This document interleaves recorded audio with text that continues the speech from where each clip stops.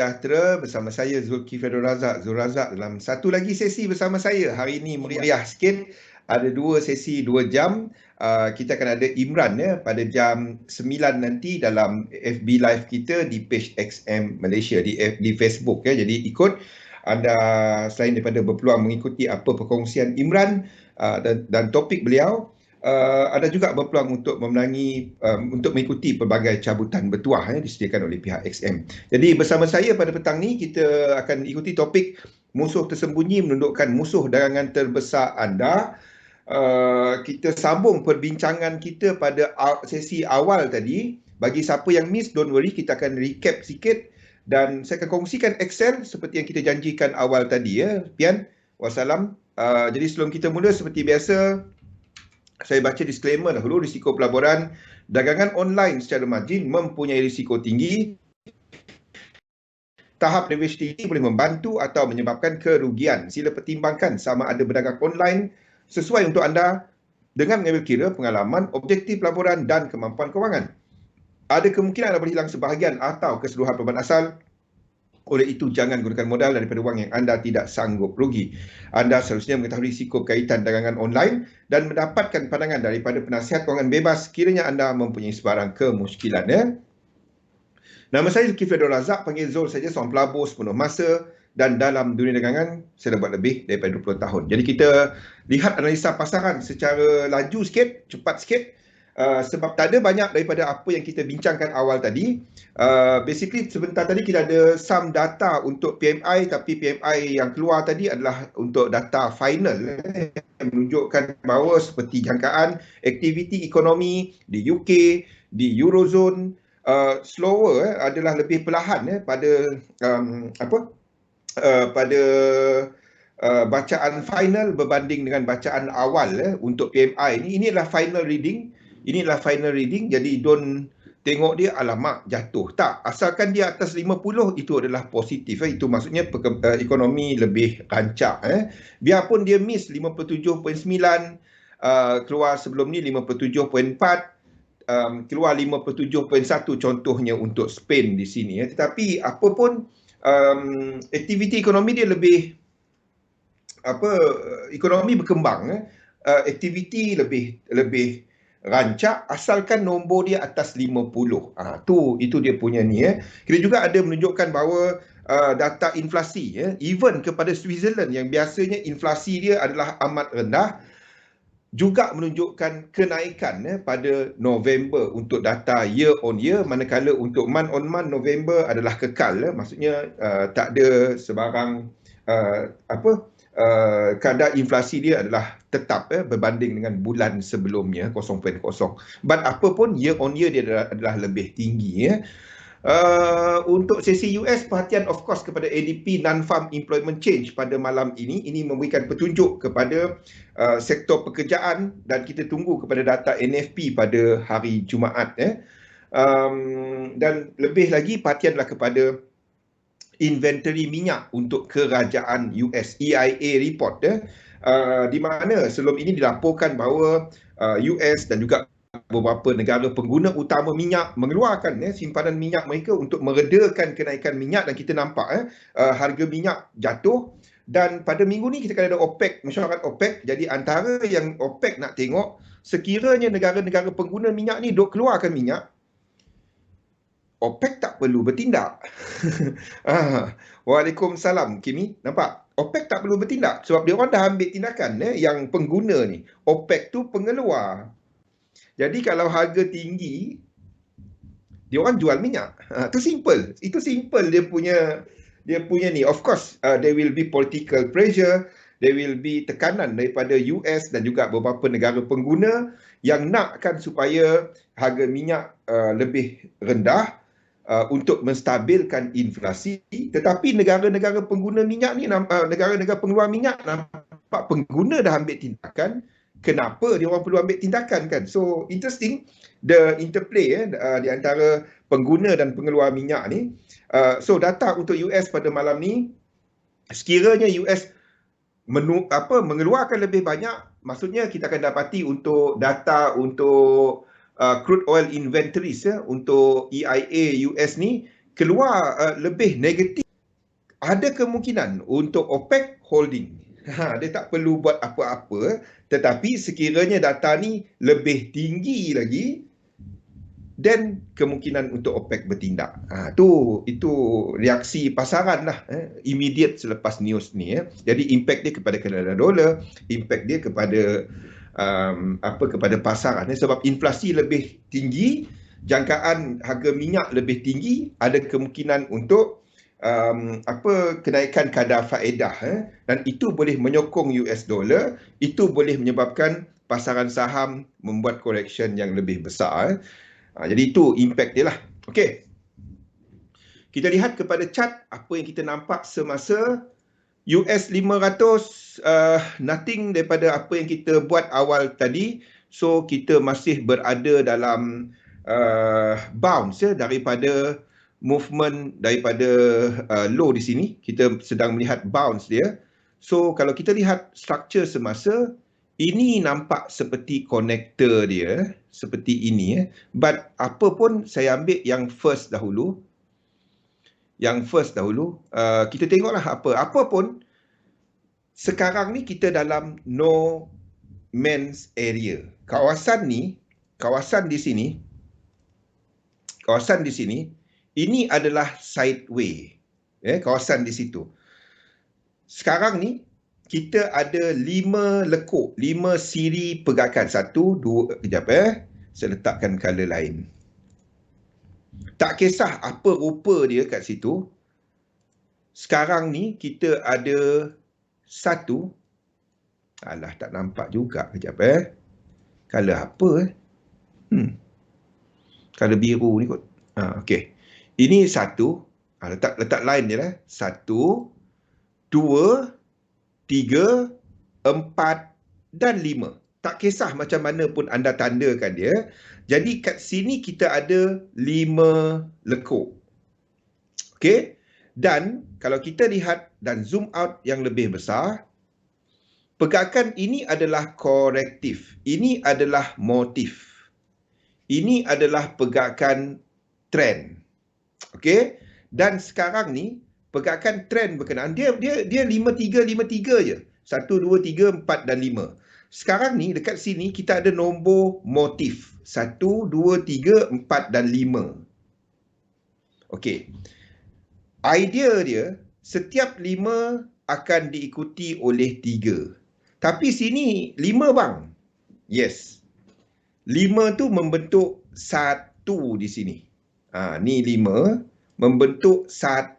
Maksudnya kita jangkakan akan ada koreksi diikuti oleh pergerakan dalam 5 lekuk lagi. Dan 5 lekuk ni tak kisah rupa dia, dia akan dikira sendiri. Faham kan Kimi? Dia akan dikira sebagai satu sini. Tak kisah WXY ke, ABC ke, apa ke, dia akan ikut rule berkenaan. Unless anda cuma apa pun, tak kisah. Kalau dia tiba-tiba naik ke atas, tak kisah. Kalau setakat elite wave, kita boleh jadikan dalam ni sebagai 1, 2 dan 3, 4 dan 5, whatever. Jadi ini akan jadi 3 kalau setakat elite wave. WXY, lepas tu naik balik kalau setakat elite wave. Tetapi, apa pun, anda tak trade di sini. Anda cuma interested sekiranya dia buat 1, 2 dan 1 lagi ke bawah. Dia break level yang 5 wave count, then anda interested. Ataupun kalau dia terus ke atas, break dalam 5 dan korektif, breakout. Then anda interested. Lain daripada tu, dalam zone ini anda tak interested. Biar dia buat kerja dia. Jangan kejar. Kalau pergerakan semasa masih bersifat, masih dalam keadaan sideway. Motif dah habis, korektif ni habis ke tak? Masalahnya jumlah lekuk dia 5. Itu adalah kiraan untuk korektif, untuk motif. Jadi motif tak dapat ikut dengan motif. Motif kena ikut dengan korektif. Jadi motif ataupun sequence ataupun siri pergerakan motif selepas motif tu membentuk satu korektif yang lebih kecil. Itu dia. Itu adalah subwave. Itu dia. Itu maksud dia lah. So, apa pun zon ini tak ada apa-apa, kita tunggu dia break. Anda boleh buat benda ni dekat time frame yang lebih kecil. Benda yang sama. Dekat M1 ke, dekat tick chart ke, dekat yearly chart ke, tak kisah. Benda dia berulang-ulang. Okey? Jadi break ini baru anda interested. Dia tak break, jangan. Okey? Tapi apa pun, US 500 bukannya yang kita tengok. Yang kita tengok adalah US 30. Jumlah yang sama di mana kita ambil ini sebagai satu, kiraan satu disebabkan oleh struktur dia. Satu, dua, tiga, empat dan lima. Benda yang berulang. Okey? Kalau dia buat ke atas, ini A, B dan C. Kalau dia tak break sini, ini adalah W, X dan Y. Apa pun, tak kisah, yang naik di sini, turun balik akan ada 5. Jadi kiraan fraktal dia daripada sini. Tak kisah apa elite wave yang anda tandakan. Faham tak cara pengiraan saya, Kimi? Faham tak? Yang WXY ni, itu dynamic. Sebab ini adalah dipengaruhi oleh US dollar, bukannya yen. Sebab itu kita guna WXY. Salah tak kalau saya tandakan dia sebagai A, B dan C? Tak salah kan? Tapi daripada sudut dinamik, dia salah. Nampak? Sebab saya mapping dynamic. Saya bukannya mapping Elliott wave. Itu dia. Itu beza mapping saya dengan mapping Elliott wave. Saya mapping dynamic. Kita gunakan rule Elliott wave, tapi kita menandakan dynamic. Sebab itu kita tandakan dia sebagai W, X dan Y. Faham kan? Itu beza mapping saya. Jadi kat sini pun dijangka akan ada 5. Sebab kita melihat sequence. Yes, setiap tu ada maksud dia. Bukannya main tanda je. Kalau setakat Elliott wave saya boleh lukis ini dalam 2-3 minit je. Tapi disebabkan kita ambil correlation, dia akan ambil masa. Tapi bila anda dapat satu cerita, semua yang lain anda akan lukis cerita yang sama. Itu yang akan mempercepatkan chart lain. Chart yang satu je. Anda ambil mana yang clear, sebab ini clearly adalah satu trend. Ini clear trend. Ini anda kena letakkan sebagai korektif yang sebelah dia. Tak kisah rupa dia macam trend. Sampailah dia break structure motif tu, barulah kita jadikan dia sebagai trend. Barulah kita jadikan dia reversal. Yes, Pian. Kalau ini break bawah ni, then baru kita jadikan ini sebagai, adakah dia sebagai motif yang lebih besar, atau untuk membuat motif lagi, ataupun motif yang membuat satu complete korektif dalam yang fraktal yang lebih besar, selagi dia di atas di support. Itu je. Okey? So, apa pun kat sini kita jangkakan akan ada 5. Disebabkan oleh pengiraan 1, 2, 3, 4 dan 5 tadi. Sini akan ada 5. Benda berulang. Apa-apa pun kat sini anda tak interested, hanya jika dia buat 100% daripada internal ni. Dekat sini nanti anda boleh cari peluang untuk long untuk US 30. Ambil internal dia, bukan ambil yang kecil dia. Yang besar dia. Yes. Itulah distribution system yang saya gunakan. Itulah market dynamic. Distribution system. Kalau kita jangkakan kat sini akan buat ke bawah lagi. Okey. Dalam 5, soalan dia, adakah dia disebabkan oleh yen ataupun US dollar? Tu soalan kita. Jadi, kita habiskan untuk indeks dahulu. US 100 pergerakan serupa, kita jangkakan yang sama. DAX pun ada set up. Beza dia antara DAX dengan ni, ini adalah motif. Ini clearly motif. Saya boleh tandakan dia sebagai A, B dan C, W, X, maksudnya macam ni. Saya boleh tandakan dia, kalau setakat elite wave, A, B dan C, W, X, lepas tu A, B dan C. Tak salah pun. A, B dan C. Tak salah pun. Mana satu, depend kepada apa yang berlaku kat sini.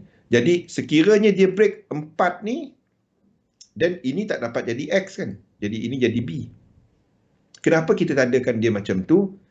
Sebab kalau kita ambil dia punya equal leg semasa, yang ini, dia atas 4. Equal leg semasa, dia atas 4. Hampir sangat dengan 4 lah. Jadi saya ambil dia kepada atas lagi. Itu sebab dia. Terlalu dekat dengan 4 ni. So kalau 4 ni, kita katakan itu X. Okey, ini adalah untuk DEX. Jadi kalau macam tu, yang dekat sini, B kat sini, kepada C, yang ini, 5 wave dia nanti, ini akan accelerate lebih sikit. Ini pun ada incomplete sequence. Di antara DEX dan US30, saya pilih US30. Sebab kita tandakan DEX di sini sebagai wave 4. Wave 4, kalau dia buat wave 4 jarang zigzag tau. Wave 4 jarang zigzag. Wave 4 kebiasaannya, lazimnya adalah W, X dan Y.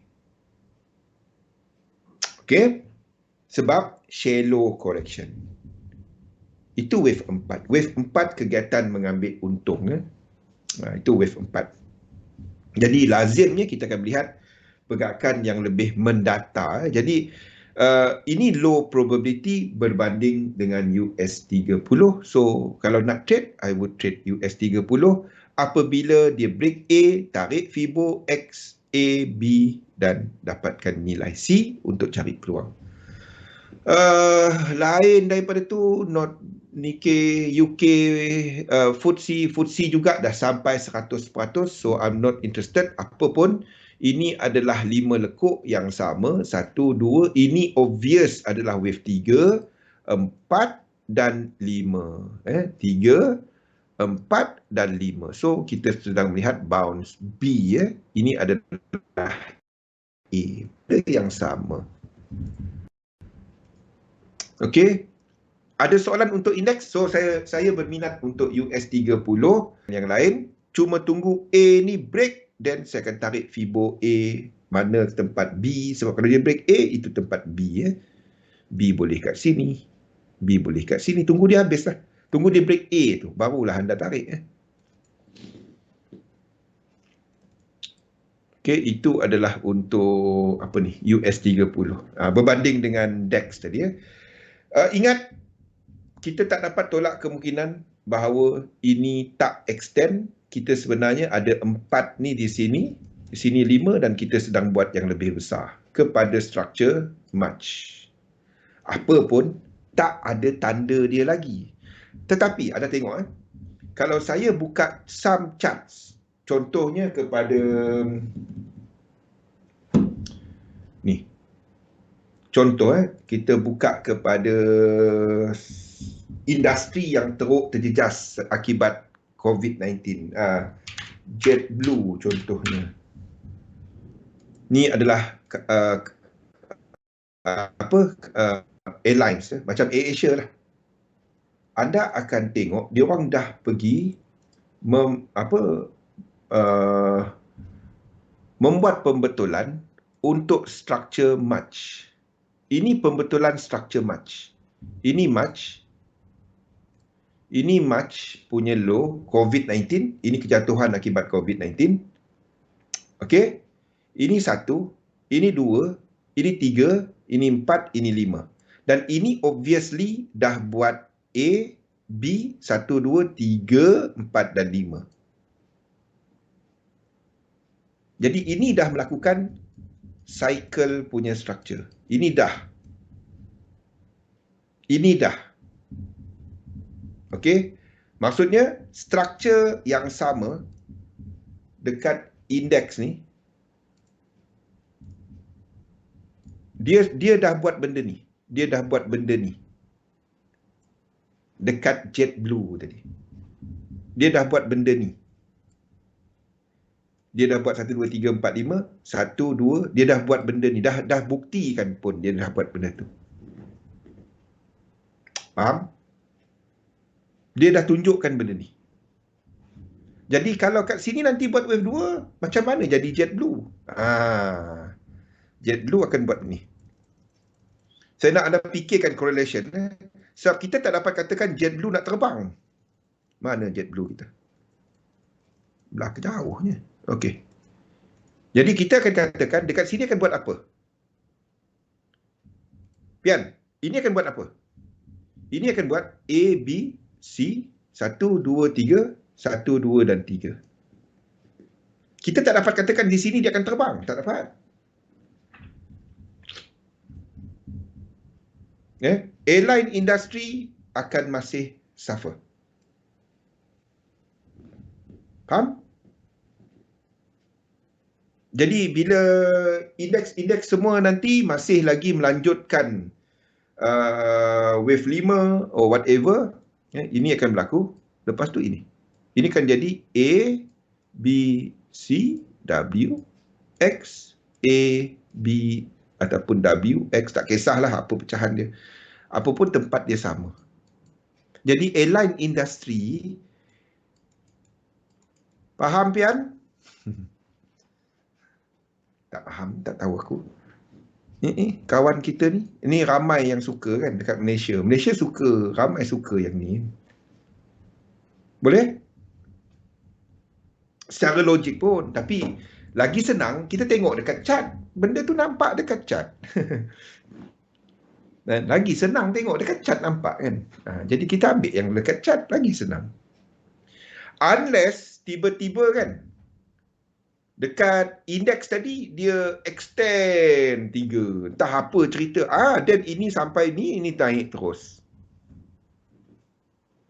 Tak tahu kenapa saya tiap-tiap minggu ada orang hantar chat ni, minta komen pasal fractal dia. Tiap-tiap minggu tanya dalam grup. Saya pun pelik. Yes, saya setuju sangat. Saya setuju sangat. Tapi tak tahu kenapa ramai orang suka dia. Faham?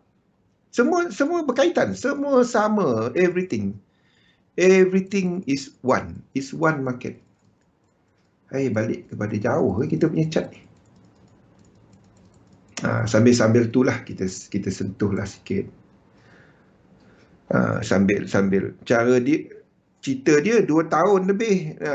Itulah 2 tahun. Kita dah cerita pasal pasaran ni tidak menentu lama tau. Yang ni nanti lama tau. Yang ni nanti ini lama tau. Nampak tak saya lukis dia serong macam ni? Nampak tak saya lukis serong macam ni? Ni lama ni. Ini ambil masa 2 tahun. Ni, dari Mac 03 tahun 20 naik. Itu pun recovery yang laju tau. Kalau anda bandingkan recovery ni dan breakout untuk post COVID-19 punya breakout, terutamanya untuk Nasdaq, ini laju. Kalau anda banding dengan housing bubble. Housing bubble punya kejatuhan 800 bilion dibelanjakan oleh kerajaan. Untuk Obama, fokus kepada IT punya company untuk spur US punya ekonomi. Now, pada awalnya kita ada Trump. Now kita ada Biden. Di bawah Trump, apa yang dibawa adalah kepada bawa balik industri, bawa balik apa. Tetapi disebabkan oleh masalah supply chain, kita dapati ekonomi not really go. Yang ada adalah kepada backlog orders. Masalahnya kilang buka.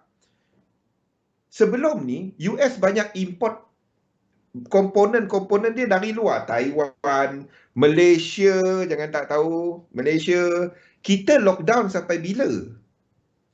Baru bulan lepas, company-company buka, masa US buka, dan dia perlukan komponen-komponen apa semua yang dari luar. Sebelum ni dia orang semua buat di luar. Bila dia buka, dia nak buat barang, komponen-komponen tak ada. Nampak? Kita tutup, habis.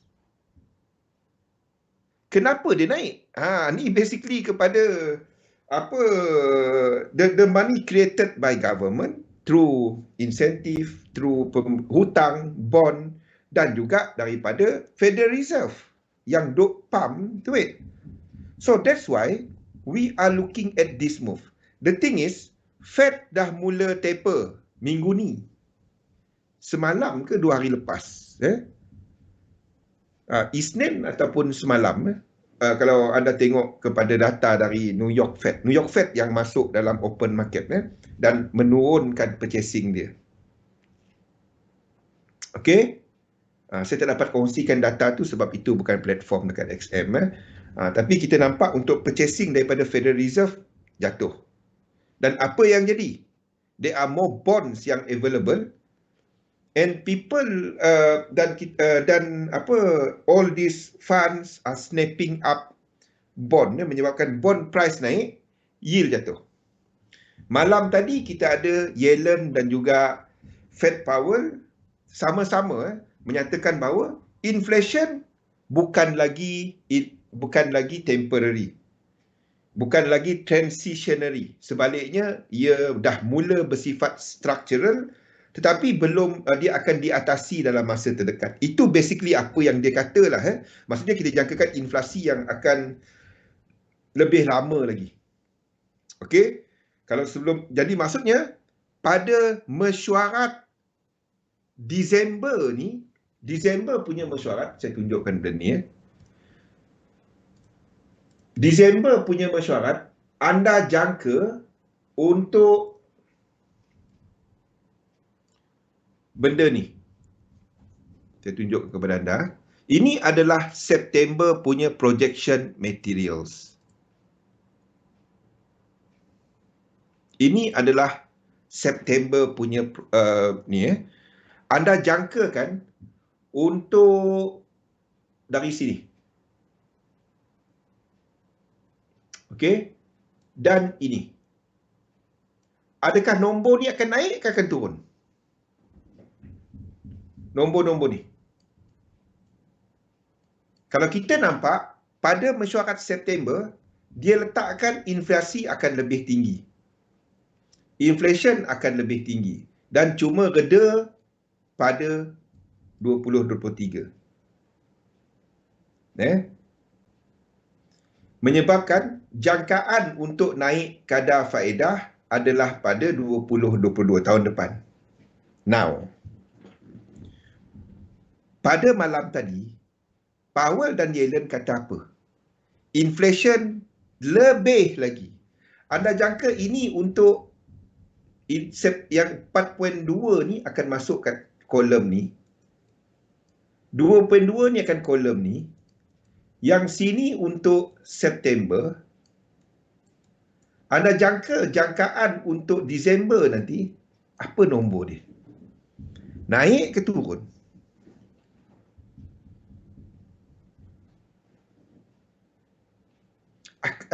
Akan lebih tinggi. Faham? I'm not surprised kalau dia letakkan 4.5 or as high as 6. I'm not surprised kepada benda tu. Dan apa kesan dia kepada ini?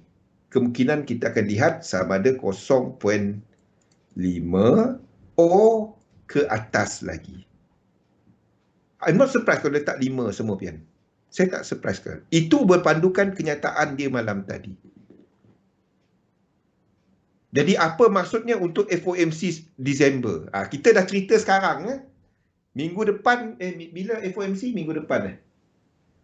Immediate impact dia pada FOMC nanti, untuk bila FOMC? Minggu depan. Minggu 1 lagi. Tahu, sedih je bunyi. FOMC nanti, jadi FOMC nanti saya tak payah cerita lah. Saya dah cerita sekarang. FOMC nanti pada 16 hari bulan. Kalau tanya saya nanti, saya kata entah ada FOMC ke. Jadi siapa-siapa yang rajin bangun tengah malam tu, wassalam Sufi, tu pukul 3 saya tidur sedap. Okay. Jadi apa jangkaan anda untuk FOMC nanti? Ke arah FOMC nanti, ke arah.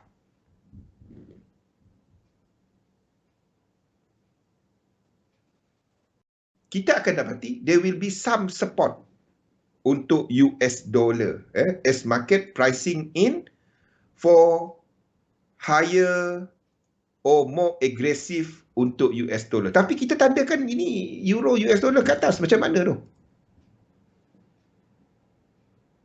That could happen here.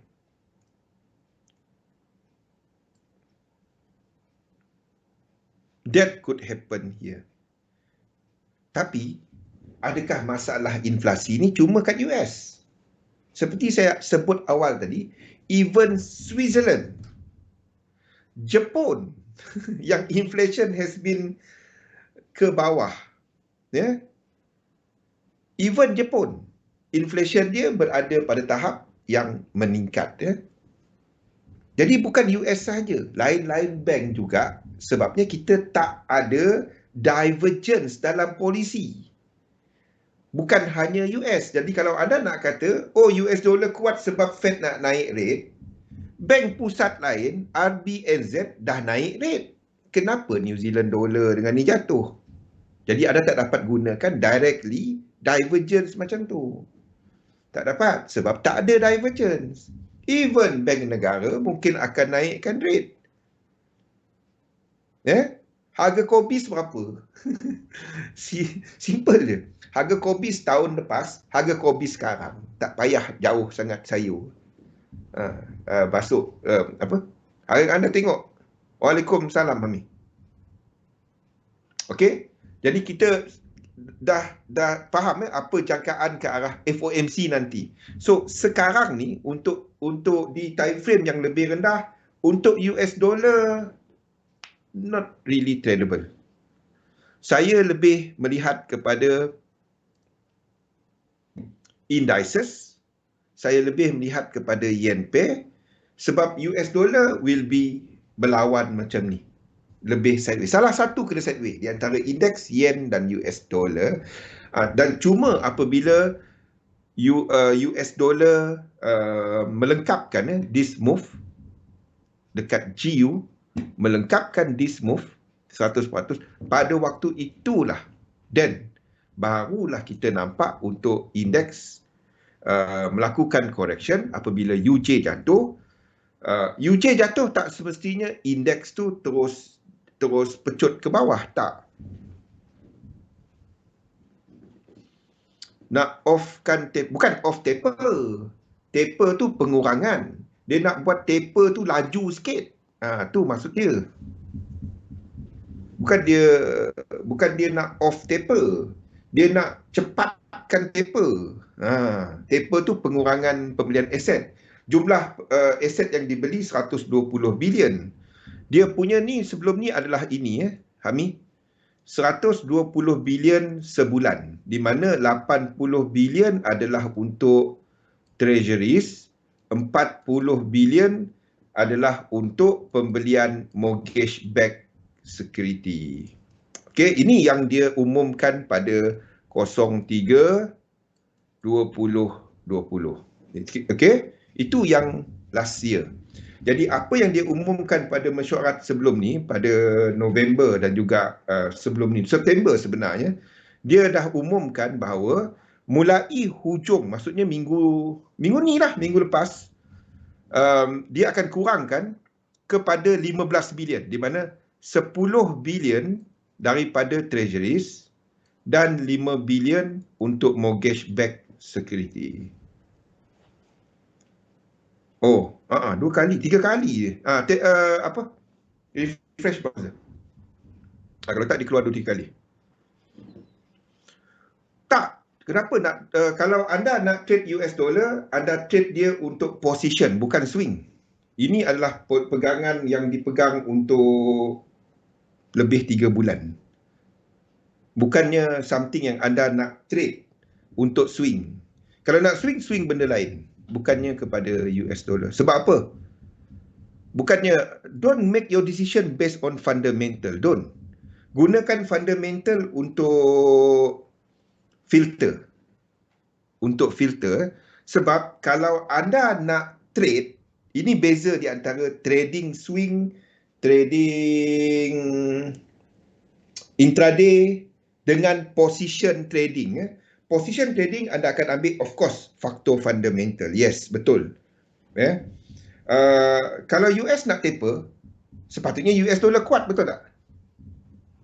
Bukan nak taper, dia nak cepatkan lagi. US dollar kuat, betul tak? Betul tak? I won't make my decision based on itu. Sebab bukan US sahaja yang nak seperti saya sebut awal tadi, bukannya US sahaja nak tighten. Ni kita ada inflasi juga di Euro. Kita ada inflasi dekat Malaysia. Tak payah cerita pasal US. Dekat kita pun inflation. Jadi anda rasa bank negara nak turunkan lagi rate? Kalau dia turunkan lagi rate, saya tengok inflasi habis. Betul. Jadi tak ada divergence daripada sudut polisi. Nampak tak? Tak ada. Mana ada? Kalau nak kata disebabkan oleh bank pusat tighten, New Zealand dollar patut fly. Kenapa New Zealand dollar buat benda ni?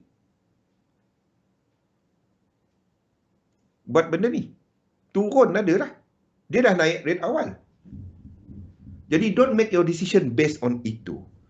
Make your decision based on structure dalam pasaran. Dalam bentuk berulang. Nampak? Dalam bentuk yang berulang-ulang trend.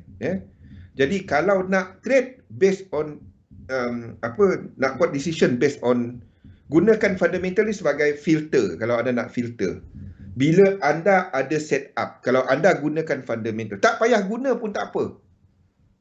Tapi kalau tahu lagi bagus, itu je. Kalau tanya saya, sebab trading is always technical.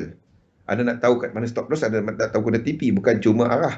Arah tak cuma salah satu elemen dalam sistem.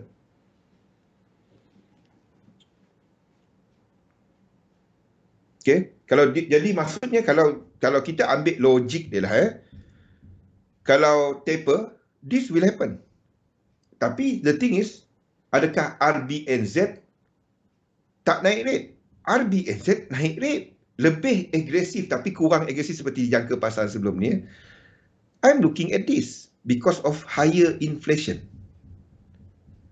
Basically, apa yang pasaran tengok, Federal Reserve sebenarnya dah patut taper lebih awal.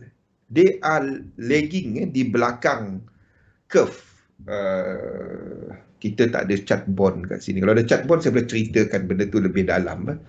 But the thing is, sepatutnya, kalau kita tengok dekat money market, pasaran nampak bahawa Fed dah terkebelakang. Sepatutnya dia orang bertindak pada 6 bulan lepas. 4 ke 6 bulan. 6 bulan lepas. Sepatutnya. Lebih awal.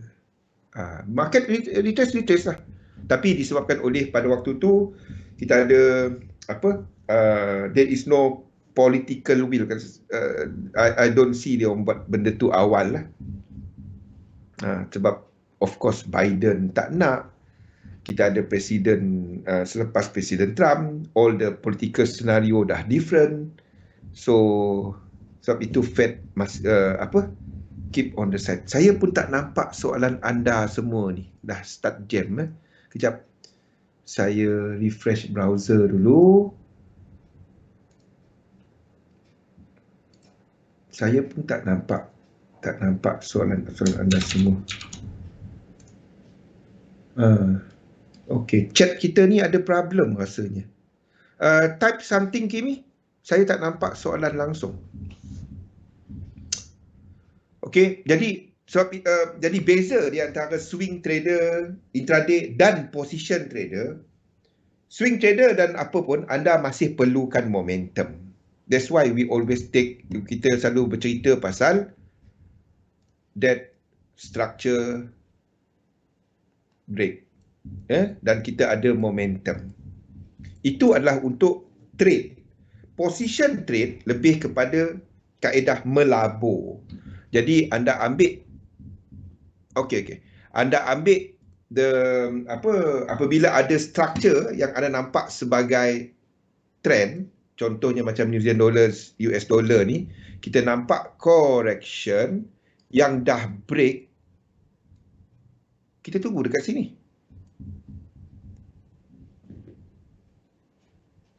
Don't do decision based on itu dalam trading Hami. Sebab kalau setakat masuk, kalau dengar, saya bagi contoh.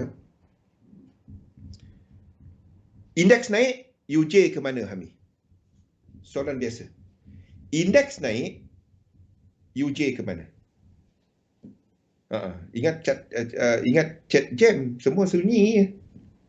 Soalan paling simple ni. Indeks naik, UJ pergi mana?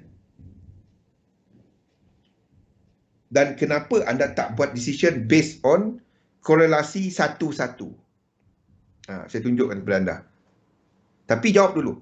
Kalau indeks naik, UJ naik ke turun?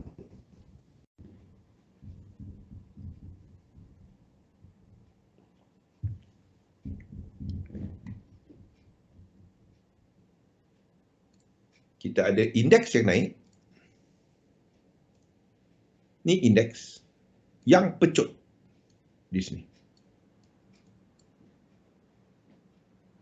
Tapi kalau indeks naik, sepatutnya UJ naik, betul tak? Itu pendapat popular.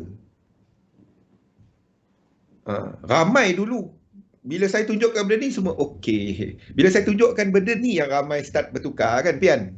Pian, some of you guys. Kalau kalau ni naik, UJ mesti naik katanya. Tak. UJ pengsan. Ini March 03 kan. Tengok ni. UJ structure yang sama pada masa yang sama, UJ jatuh di situ. UJ jatuh ni pada waktu ni. Kenapa? Kita tahu bila indeks naik, yen tak dapat nak kuat. Kan? Jadi, kenapa UJ ni jatuh? UJ boleh jatuh. Kalau indeks naik, yen tak dapat nak kuat.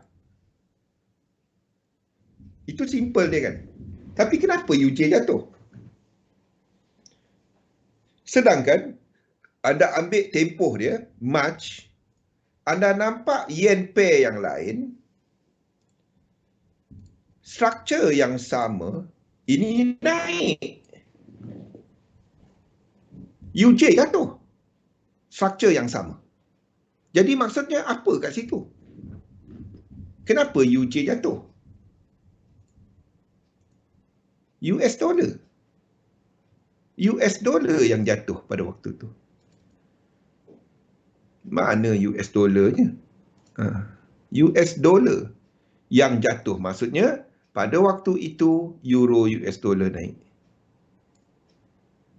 Nampak? Sebab itu correlation tak dapat guna 2. Dia kena diguna 3. Mustahil anda guna correlation. Oh, indeks naik. Oh, US dollar ni. Tak.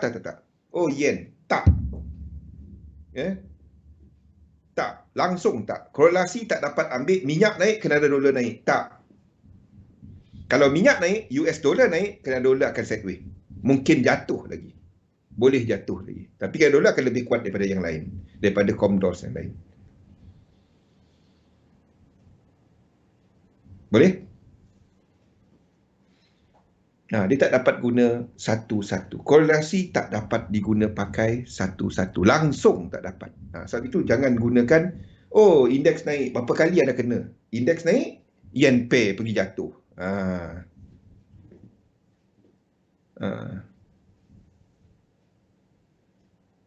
Triangular. Sufi guna bahasa tinggi.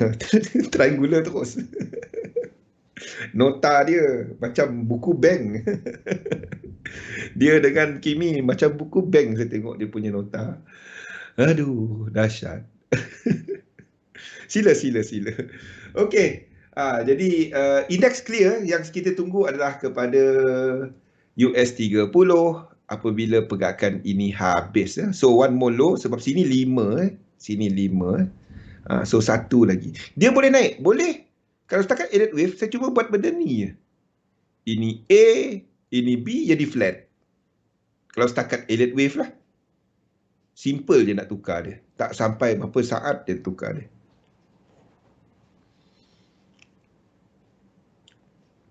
Yes, direct. Minyak correlation dengan Kate JPY ke? Yes, ada correlation.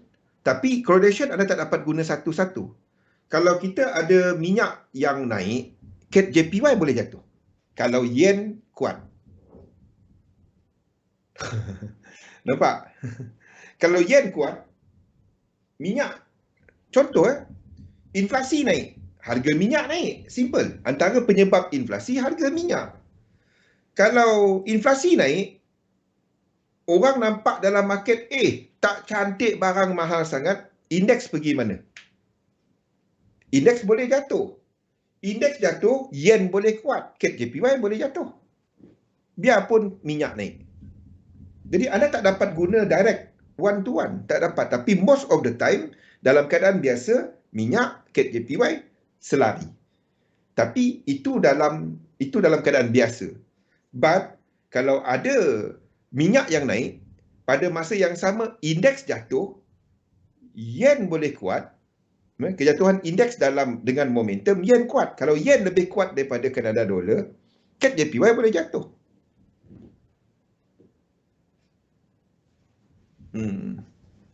Dia tak dapat guna satu-satu. Tak dapat. Sebab tu saya lama dah buang yang correlation yang direct one to one tu. Lama dah. Tak dapat langsung. Kita dah nampak dekat, cerita dia nampak dekat chart. Bukan baru hari ni. Anda tengok yang belakang-belakang lagi banyak dia punya ni. Dia punya contoh. Okay. So basically untuk indeks, saya berminat untuk US30 kalau ke bawah. Yen Pay, AUD JPY. AUD JPY dah sampai kawasan support dia. Ini yang kita ceritakan dari Jumaat lepas. Ini berada dalam kawasan support dia. Itu adalah untuk CAD JPY. Untuk AUD JPY. Dah berada. Jadi siapa yang enter position ni pada minggu lepas, 50% daripada ini, anda keluar separuh dan biarkan. Adakah market akan buat 1, 2, 3, 1, 2, 3, sini akan decide kawasan tu. Dalam kawasan ni. Ini akan decide. Whether dia akan terus ke atas ataupun 1, 2, 3 lagi ke bawah. Kalau dia buat 3 wave lagi ke bawah, itu adalah bukannya wave 2 ini. Itu adalah yang besar. Ini akan jadi 5 complete. 1, 2, 3, 4, 5. 1, 2 dan 3. Jadi ini akan habis 1. Ini akan habis 2. Apa pun, kita tak tahu benda ni berlaku. Yang saya tahu, dia adalah sampai kawasan support, kita masuk dahulu. Kalau dia pergi, kita ikut yang ini. Kalau dia buat yang kedua, dan kita tahu bahawa koreksi yang lebih besar berlaku dekat indeks. Standby penandul. Yes, dia tak. Ini macam main chess. Bukan dia macam jigsaw puzzle, Kimi. Dia macam main chess. Ini bergerak, ini kita punya pergerakan. Ini bergerak, ini kita punya pergerakan. Bukan main jigsaw puzzle. Jigsaw puzzle tu tetap. Dia adalah kepada dinamik. Ini bergerak, ini dia. Ini bergerak, ini dia. Dia macam main chess. Siapa yang rajin tengok, apa cerita dah? Apa yang Lady Chess, apa tak nama tu? Entah apa, saya pun tak ingat. Yang dalam Netflix tu. Saya pun tengok sampai habis. Apa tak nama? Okey, jadi untuk AUD JPY ni berada dalam zon berkenaan. CAD JPY pun sama yang kita bincangkan minggu lepas. Ini pun berada dalam kawasan equilibrium dan 50% daripada sini. Salah satu, jangan, kalau belum masuk, anda tak masuk sekarang. Oh, ni dah masuk. Tak. Risk reward tak kena. Okey? Jangan masuk sekarang. Queen Gambit. Queen Gambit. Sampai tak tidur. 2 hari tengok benda. 3 hari tengok. Queen Gambit. Okey, itu adalah untuk ADJPY dan CAD JPY menghampiri 50%.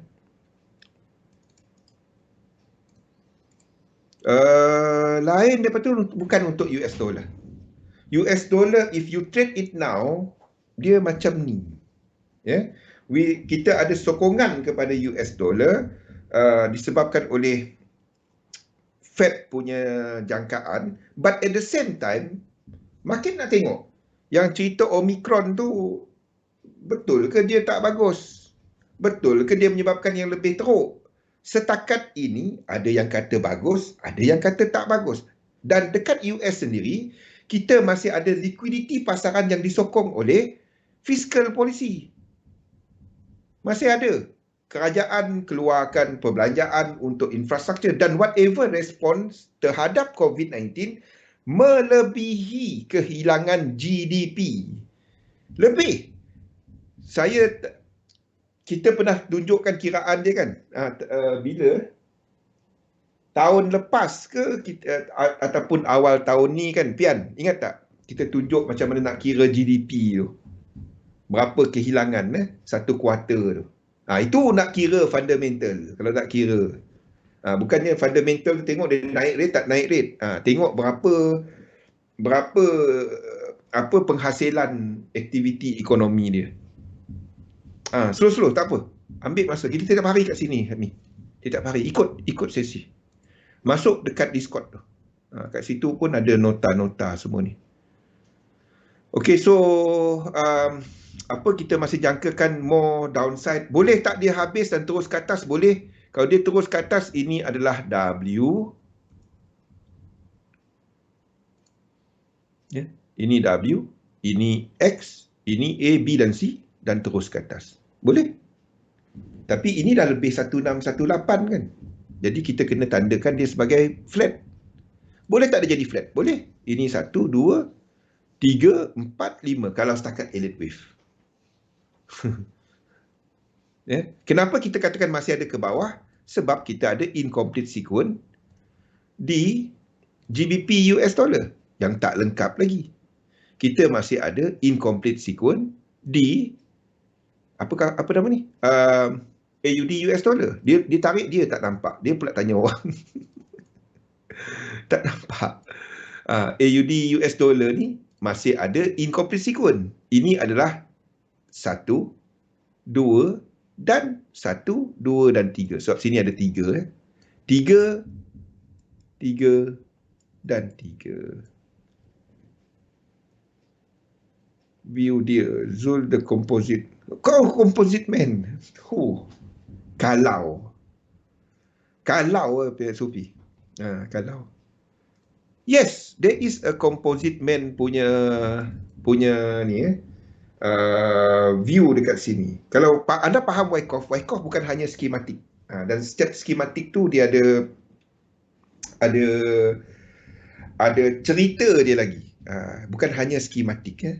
Every skematik tu melambangkan kepada kecairan dan tindakan daripada something yang kita panggil composite man. Ada dia punya ni lagi. Okey, kita masih ada sequence yang dibuka bila ini breakout ke bawah. Ini breakout ke bawah. So, 1, 2, 3. Dia 5, 3, 5, 3 je.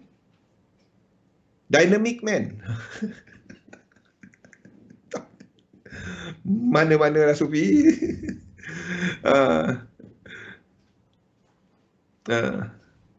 Saya kurang cerita banyak fundamental Hami. Tapi saya cuba jelaskan guna bahasa hari-hari. The thing is, saya banyak, dulu saya suka cerita dalam fundamental. Sekarang ni saya letakkan dia dekat chart, lagi senang. So kita nak trade. Dulu saya nak orang faham apa yang anda dagangkan. Sekarang ni dah trade je. Dah simple. Malas dah aku dah terang satu-satu. Sini tak ada cerita fundamental. Fundamental dekat chart. Lagi simple. Betul Pian. Lagi simple. Direct. Okey. New Zealand dollar pun sama. Kita ada break. Ni break Ni support ni break. So, kita dah ada. Dia 5353. Sini kalau kita katakan sini 5. Sini sebagai 5. Tak kisah manalah anda tanda dia. Sini dah ada 3. Jadi sinilah equilibrium dia. Waktu ni lah barulah. Waktu ni kita masih ada kekuatan US dollar tau. Jadi kalau anda intraday, ini akan berlaku bila indeks buat wave 2. Itu akan berlaku B pada C. Okey, bila indeks buat wave 2. Ataupun pada waktu UJ tengah buat ni. Mana UJ? UJ. Waktu UJ tengah buat benda ni sini nanti. Alah. Buat sinilah. Buat ni. 3 dalam 3. Itu adalah yen dynamic. Masa tu. Jauh lagi itu weekly. Sekarang ni kita masih dollar dynamic. Masih. Belum. Cuma dia kat hujung. Selepas dollar dynamic, positif dollar dynamic, kita jangkakan akan berlaku negatif dollar dynamic. Okey? Positif, negatif dulu. Then lepas tu barulah yen dynamic. Bila sini berlaku wave 3, 4 waktu ni, then pada waktu indeks dynamic. Dah tak ada dah yen kuat. Sifat wave 3, 4 dan wave 5 momentum lebih rendah untuk yen, untuk USD JPY. Maksudnya US dollar punya kelemahan tu, punya yen punya kekuatan dekat situ dah habis. Then pada waktu tu kita boleh ada indeks yang melakukan benda ni. Wave 3 dalam 3. Then barulah. Lama lagi ni, belum lagi. Lama lagi. Untuk short term, untuk anda nak trade, anda lihat kepada DEX tadi. DEX tadi apabila pergerakan ni lengkap ke bawah, sama juga dengan US 30 apabila pergerakan ni ke bawah. Ada tahu. Ada time melarat-larat dia cerita. Kalau dia kena, orang Sarawak cakap teguk sikit. Dia kena tanya sikit, habis. Habislah. Dia cerita lain, melarat-larat dia cerita. Saya tak scripted. Saya kalau ikut skrip, saya masalah. Kalau tak ikut skrip, Sabtu saya tak suka cerita over slide. Melarat. Melarat kau panggil aku. Okey, so dollar pair saya tak minat. Gold. Saya akan tukar chart ni kepada view yang kita ceritakan awal tadi. Kalau sekarang ni break, kalau dia break. Kalau dia tak break, saya kekalkan. Kalau trend line ni break, saya nak tengok 3. Saya nak tengok apa berlaku kat 4 ni. Kalau dia tak end, kalau benda sini, kalau sini tak end dengan divergence, benda 2 ni, dia tak ending dengan divergence, itu bukan 5 wave. Kena pancing. Dia kena pancing, dia habis. Dia habis. Dia lari terus topik. Tak dapat kena pancing. Kena pancing je. Dia senyap tu. Lepas tu dia start, habis. Itu yang dia kena muhasabah diri je. Kalau tak, habis. Okey, ni kena tengok sama ada kita tengah buat diagonal seperti yang saya tandakan, ataupun sebenarnya untuk gold, sebab itu gold anda tak buat apa. Pergerakan dia tengah sideways. Anda trade apa sini? Tak ada apa. sideway. Gold, at the moment, view saya akan tukar kepada yang kita bincang pian. 1, 2, 3, 1, 2, 3, 1, 2 dan 3 dan 2 ni kat sini. Boleh? Sini mungkin adalah 5 ataupun 3 wave. Apa pun anda tak trade, itu adalah no man's area untuk gold. Anda cuma ada sequence ataupun siri yang boleh didagangkan untuk gold ni apabila high di sini break. Anda cuma ada siri yang anda boleh, siri ni 5-3, 5-3, 5. Okey, kalau high di sini break, seperti kita tandakan 1, 2, 3, anda boleh trade. Boleh? Kalau dia pergi kat sini 1, 2, 3, 1, 2, 3, 1, 2, 3, ini tak ada high, tak break. Ui, kita dah habis masa. Seminit lagi. Ya? Ini tak break. Kalau 2 tu kat sini, ini tak trade. Anda cuma trade kalau dia break low ini. Okey, 1, 2, 3, dan kita katakan ini flat. 1, 2, 3, 1, 2, 3, 1, 2 dan 3. Dan sini anda trade untuk long. Anda tak short gold. Yap, kita tahu apa yang berlaku kat chart. Itu basic dia lah. Okey, kita break dahulu. Kita sambung balik dan kita akan masuk kepada position sizing model selepas ni. Ingat ni nak buat pendek je. 1 jam juga. Okey, kita break sekejap. Kita sambung selepas ini. Assalamualaikum warahmatullahi wabarakatuh. Okey, Assalamualaikum warahmatullahi wabarakatuh. Salam sejahtera, salam maghrib untuk semua. Okey, jadi kita sambung apa yang kita rangkumkanlah apa yang kita lihat tadi. View kita tak ada perubahan. Sama di mana kita masih melihat satu lagi kekuatan untuk dolar. Yen pair retrace, but AJ dan CJ dah menunjukkan, dan NJ untuk commodity dollars dah sampai kawasan equal leg dia. Dah sampai kawasan support dia dan kita lihat struktur semasa whether dia akan meneruskan pergerakan. Kalau dia tak meneruskan pergerakan, then view ni kena tukar. Pada waktu ini masih view yang sama di mana kita sedang melihat 1 hour correction untuk yen pair, 1 hour correction untuk indeks, dan struktur yang lebih besar ini anda nak cerita apa pun ini uptrend. Kecuali mata tak nampak lah ya. Ini uptrend. Anda cerita macam mana pun. Ya? Jadi kita jangkakan bahawa pergerakan yang last ni akan extend satu lagi. Kita tak akan jangka hujung trend. Kalau anda melakukan satu trend following system, anda tak akan jangka hujung trend. Trend you always extend. Correction yang boleh truncated. Okay? So, kita jangkakan akan ada, tapi this correction nampaknya dah sampai ataupun menghampiri kawasan support dan kita dah ada reaksi daripada kesemua 3 COMDOLs against yen pair, di mana selepas correction ni habis, kita jangkakan bahawa yen pair akan mula bergerak ke atas dan indeks akan mula bergerak ke atas. Dolar akan mula melemah. Tapi apa pun dolar anda tak trade semasa. Anda tak trade semasa sebab sequence dia tak ada. Tak ada siri pergerakan dia.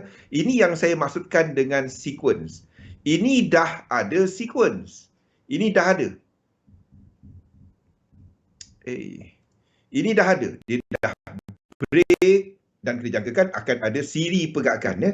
Dia break dan ada siri pergerakan untuk menghabiskan 1, 2 dan kita dah ada benda ni. Ini 1 biru, 2 biru dalam super cycle dan kita dah ada cycle punya fractal. Kalau siapa yang faham Elliott wave tu lah. Kita dah ada satu tengah nak siapkan dan 2. Jadi ini kita masih extend kan ya. Dan bila-bila dia boleh buat 2 ni untuk betulkan structure March. Itu 03. Jadi ini masih view kita semasa. Kita masih katakan bahawa March punya cycle tu tak habis lagi. Maaf, kering. Okey. Kenapa kita katakan ini masih ke atas? Simple. Kalau saya zoom out chart ni, zoom out pula, zoom in sikit. Anda nampak berapa wave kat sini? Anda nampak berapa wave kat sini? Setakat ini kita dah nampak 1, 2, 3, 4, 5. Boleh tak dia habis 5 dalam yang ni? Boleh. Tapi kita tak akan jangka hujung trend. Kalau anda trend following, anda sentiasa naikkan.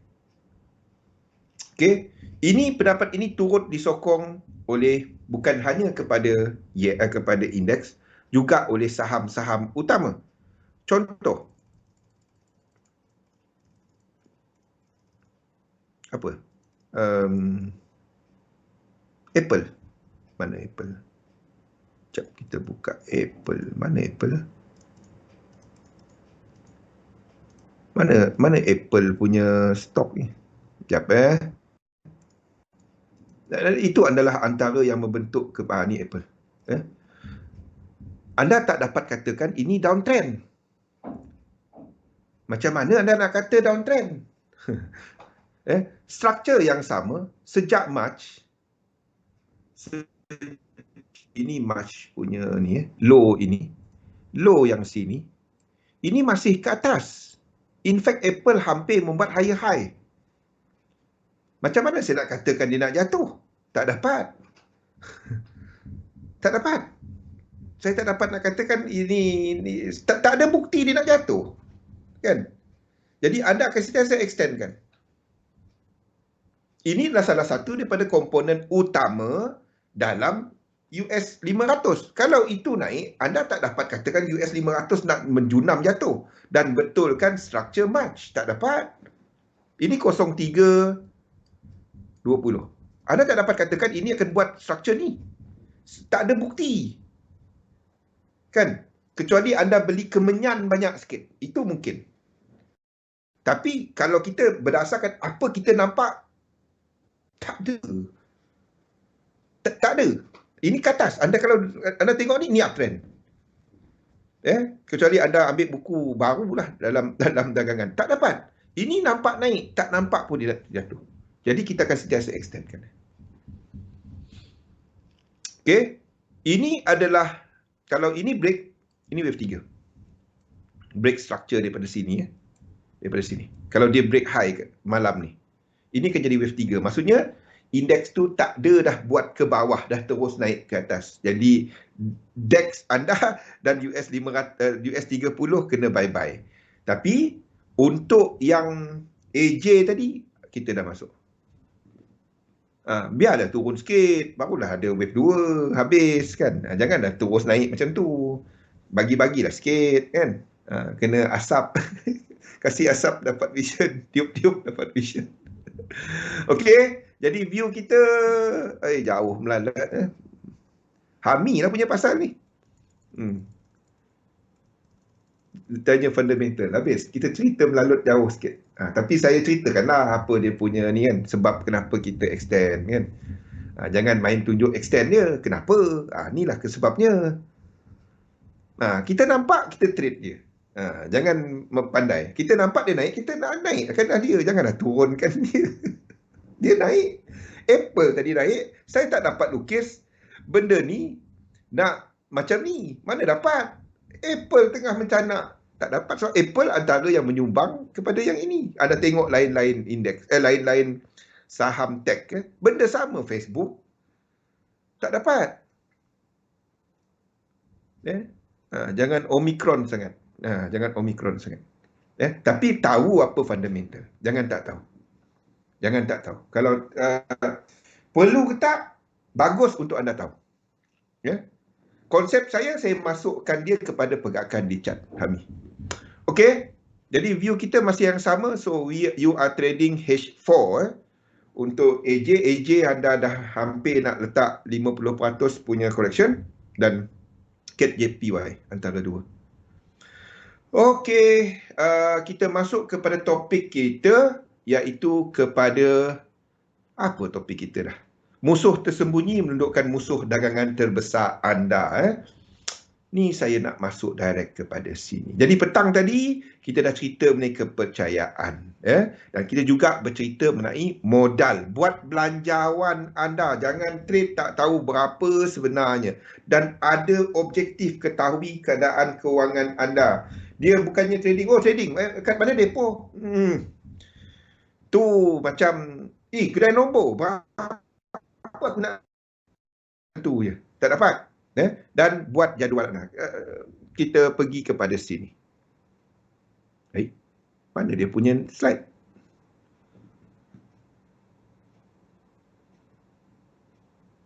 Tak kisah. Okey.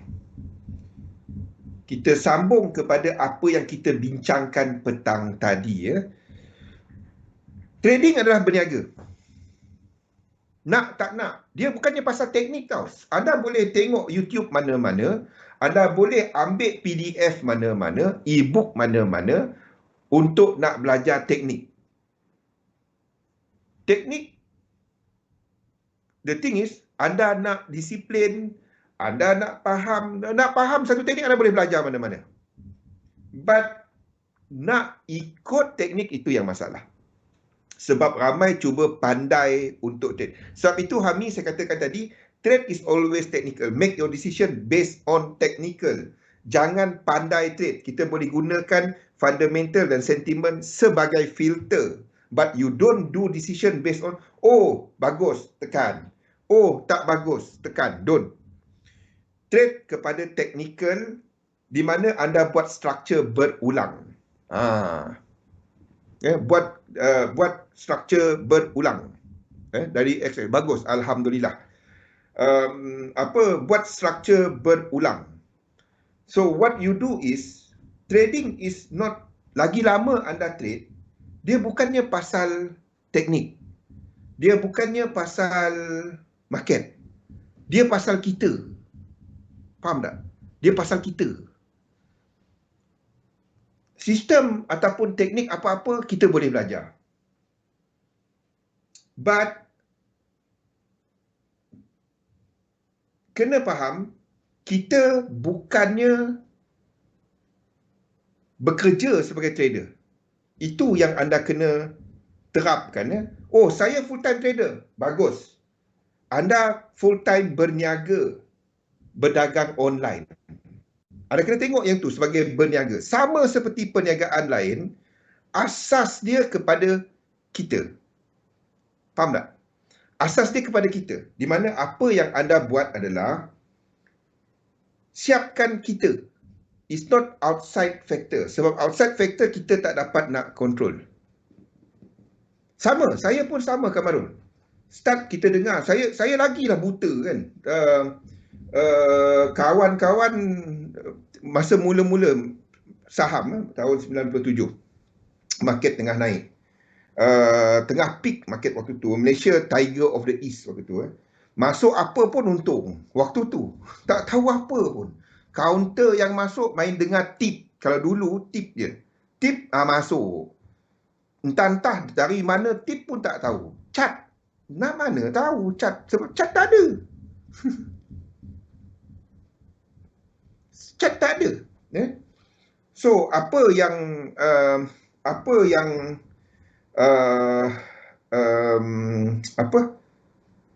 yang perlu kita lihat adalah melihat ini sebagai satu perniagaan. Sama juga seperti mana-mana perniagaan.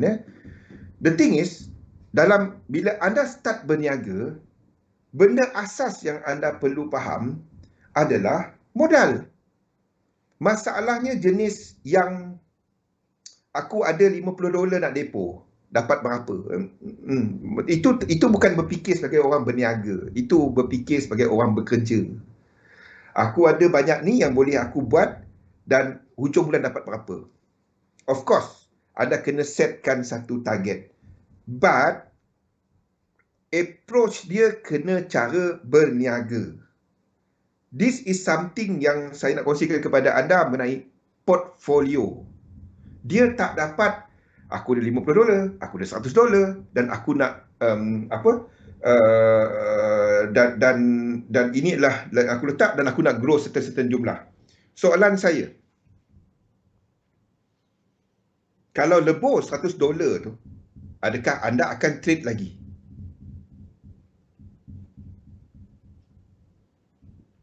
Nampak? Kalau grow, tak apa. Untung mengatasi rugi. Ya. Saya tahu. So, apa yang kita buat adalah tetapkan satu portfolio. Buat belanjawan anda. Slide ni ambil. Buat belanjawan tahunan. Ada dua jenis portfolio. Yang pertama, anda dah memang ada duit berkenaan. Anda dah ada duit.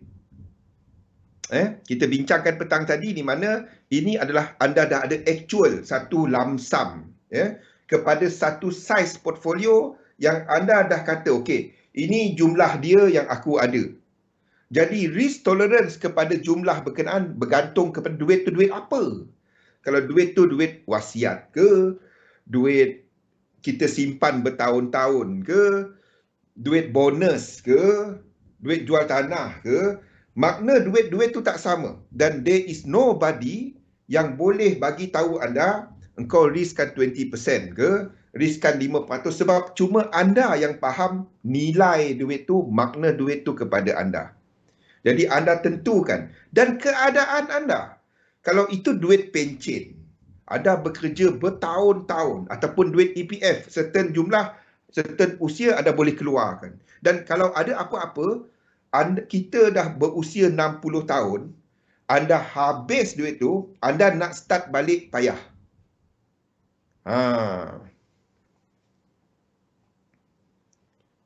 Betul. Itu banyak berlaku, Hami. Itu banyak berlaku. Sebab itu anda kena berikan satu makna kepada, saya tak salahkan. Sebab kalau kita tengok dekat Facebook, mereka yang trade forex pun, nampak kaya je. Betul tak? Kaya je. Kaya. So, ni depo, ni withdraw. Dapat withdraw je. Dapat tengok withdraw. Betul tak? Tak salah kan? Sebab itu, tak kisah. Bagi saya, kalau tanya saya, portfolio saya banyak saham. Tapi sebab kita buat DXM, saya tekankan banyak kepada currency. Tapi dia semua berkait. Semuanya berkaitan. Everything berkaitan. The thing is, bagaimana anda nak berniaga ni? Tu yang saya tekankan.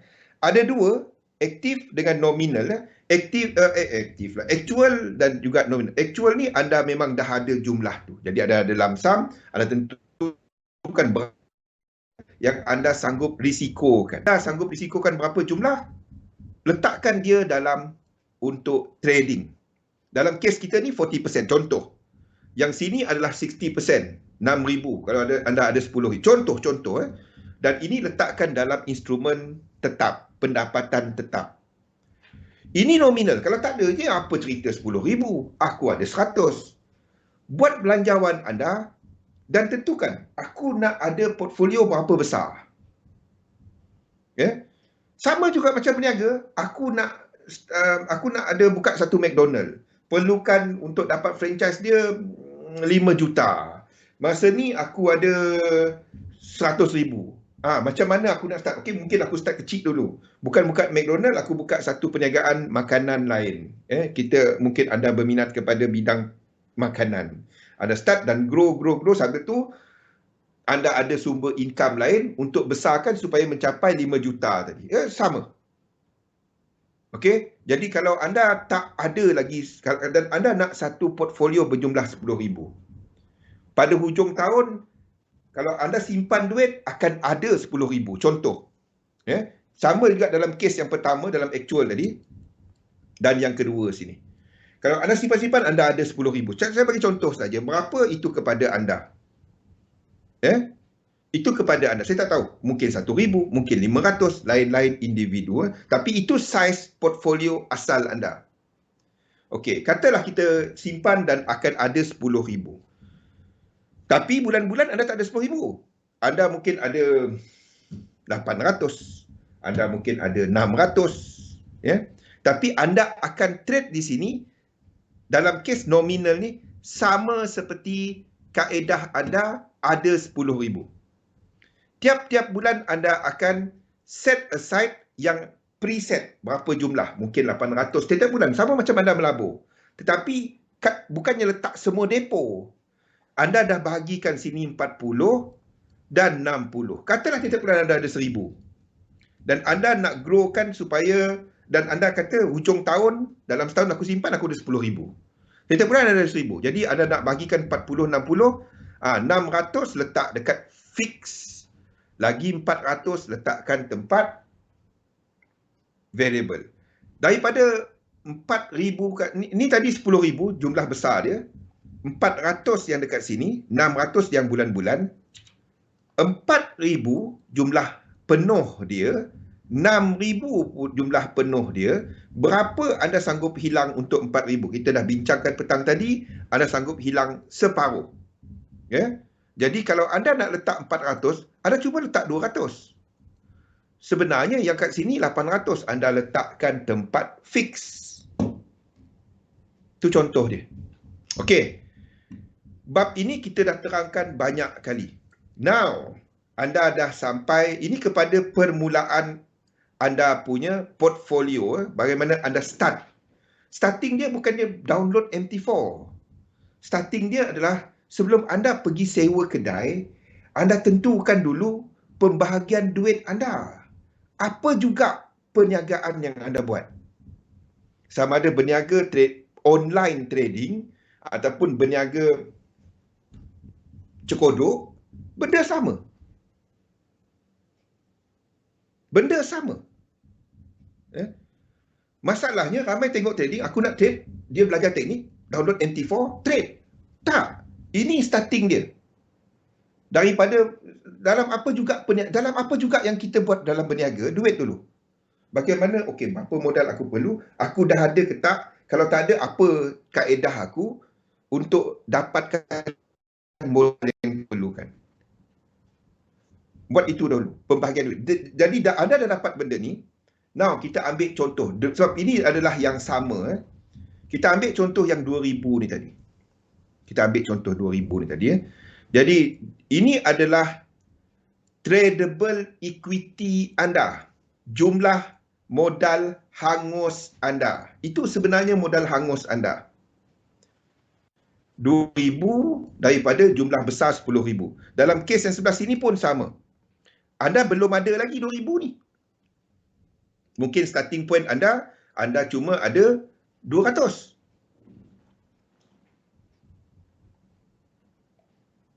Boleh? Mungkin starting point anda cuma ada 200. Now, second benda yang anda nak fikir adalah apa yang anda nak perolehi. Of course, kalau tanya mana-mana orang, the right mindset untuk trader adalah buat duit sebanyak mungkin. Tapi jangan lupa bahagian kedua. Buat duit sebanyak mungkin, sanggup hangus berapa? Kita tadi dah bagi tahu, saya sanggup hangus 2,000. Kita dah dapat yang pertama tadi. Ini adalah kita punya duit angus. Saya letaklah duit angus. Ni kira duit dah hilang ke ni? The moment anda merancang duit macam ni, ini adalah cost. Sama juga macam anda buat perniagaan, inilah duit angus. Duit yang anda letakkan untuk sewa lah, apalah, bayar bil air lah. Inilah benda dia, duit angus dia. Anda dah kira dia duit angus. Now, kedai anda sanggup belanja 2,000. Okey. Kalau dia nak hangus 2,000 tu, berapa masa dia? Berapa hari, berapa bulan yang kedai anda letakkan faktor time di situ. Anda boleh bertahan berapa lama? kena ada benda ni tau. Satu time fail punya period. Di mana kalau dalam tempoh 3 bulan, 6 bulan aku hangus 2,000 ni, perniagaan ni bukan untuk aku.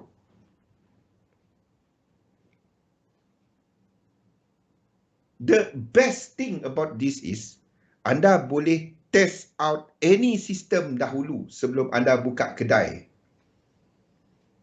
Tapi sebelum anda nak letak duit ni, anda dah test out any system. Sistem apa?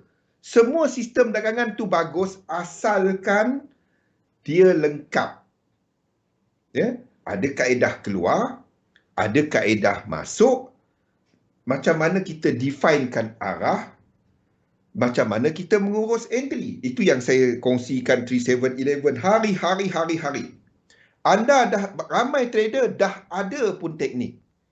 Apa yang anda buat adalah anda test out the system dahulu, dapatkan parameter sistem tu. Lepas ni kita cerita benda tu. Okay. Now, soalan dia, kita ada 2,000 ni, berapa lama masa dia untuk capai dan berapa banyak yang kita nak capai? Itu adalah kepada profit objective against time. Profit over time. Berapa lama? Nombor 2 adalah drawdown ataupun losses. Kita letak losses lah. Losses over time. Kena ada faktor time. Anda tak nak selama-lamanya buat. Dia tak buat apa pun. Walhasil balik asal penat trading pun ada. There must be a time factor. Time fail, time success factor. Dalam mana-mana sistem. Benda ni yang tak ada disentuh. Satu tempoh. Dalam berniaga, anda tak nak setiap bulan bayar sewa, sementara tu duit laki lama habis, kuncup. Kita bagi, okey, kalau 3 bulan kedai ni tak berjaya, bagi aku apa aku nak, apa yang anda nak. Anda kena letakkan. Apa maksud anda dah start untung? Apa maksud anda start rugi? Apa maksud, jadi dalam trading pun sama. Kita start dengan 2,000 over 10,000 punya modal, ni contoh dia tadi. Sebenarnya modal anda 10,000. Tapi anda sanggup risikokan 2,000 ni. Okey, katalah kita bagikan, aku akan letakkan 2,000 dan aku cuba untuk buat certain percentage dalam tempoh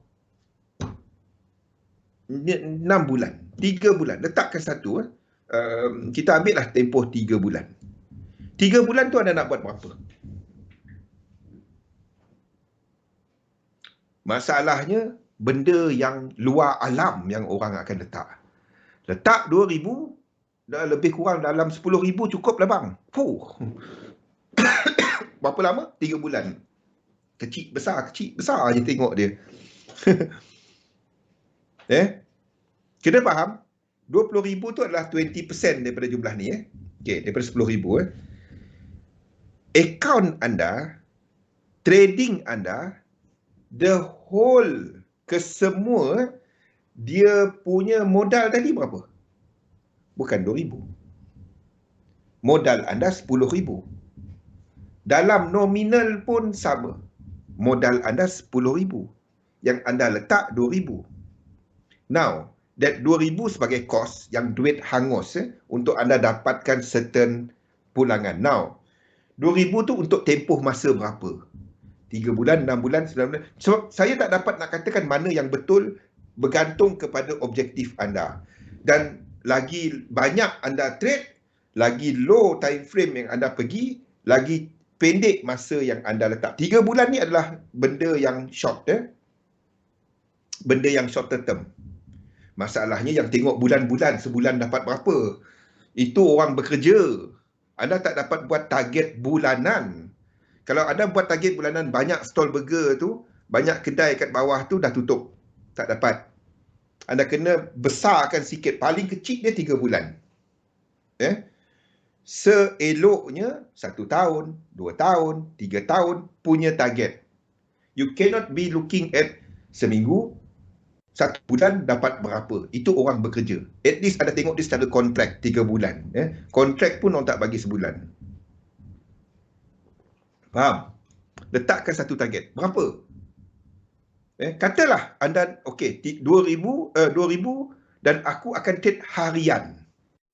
Intraday sebab aku ada banyak masa. Ataupun seorang scalper, kan? Tak kisah mana-mana cara anda. Ataupun scalper. Kalau anda swing, anda tak dapat letak 3 bulan, anda kena letak besar sikit. Scalper. 6 bulan ke, setahun ke, anda tak dapat letakkan target untuk untuk 3 bulan. Okey. Ni untuk intraday dan scalper lah. Okey, 3 bulan tu berapa hari trading? 3 bulan sama dengan 60 hari trading. 20, 20, 20.